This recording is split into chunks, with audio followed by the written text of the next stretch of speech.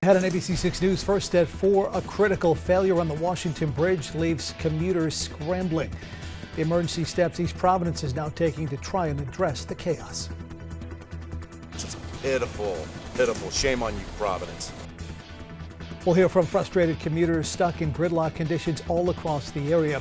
And we have live team coverage on how state and local leaders plan to move forward.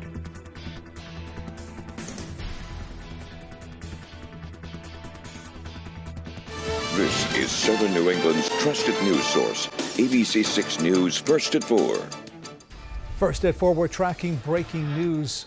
The traffic nightmare has truly begun in Rhode Island. Thanks for joining us at 4. I'm John DeLuca. 195 westbound lanes in the Washington Bridge were abruptly shut down last night, with the DOT saying that prevented a potentially catastrophic situation. We have team coverage now of the closure of the 195 West at the Washington Bridge and the traffic mess it's created all the way back into parts of Massachusetts. We begin with ABC 6 News anchor Alyssa Zara joining us now live on Smith Hill, where leaders are scrambling at the State House. Alyssa. John, today officials saying the response to shutting down the Washington Bridge is a work in progress, but they are working with the communities most affected to figure out a way to find solutions to the plethora of traffic. Today, Governor Dan McKee speaking for the first time publicly following the immediate closure of the westbound lanes on the Washington Bridge Monday night. As many Rhode Islanders spend hours in traffic, McKee says officials are working to figure out new travel times for residents. RIDOT Director Peter Alvidi says the bridge was last inspected in July and was in good condition, but now there is a critical failure of some original bridge components, including pins that hold up major beams. There are on each side of the bridge 8 pins that are anchor pins that hold major beams in place that as old bridges like this go, if one pin becomes deficient, then it can have a compounding effect on the other pins in the bridge, and that's what happened in this case. A single lane for emergency vehicles is now open so first responders can get to hospitals in the West Bay. And with at least 90,000 people traveling over the Washington Bridge every single day, the DOT is working on opening up some temporary lanes to help with the traffic in the next 2 weeks. But the bridge won't be fully repaired for at least 3 months. Live in Providence tonight, Alyssa Azara, ABC 6 News. Alyssa, thank you. And Alyssa just referenced a small portion of that. A big concern. How would emergency vehicles get patients to hospitals when minutes and seconds matter? Governor McKee addressed that today on social media.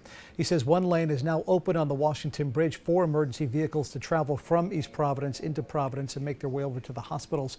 Engineers deemed one section of the bridge could be used safely for this purpose and this purpose only.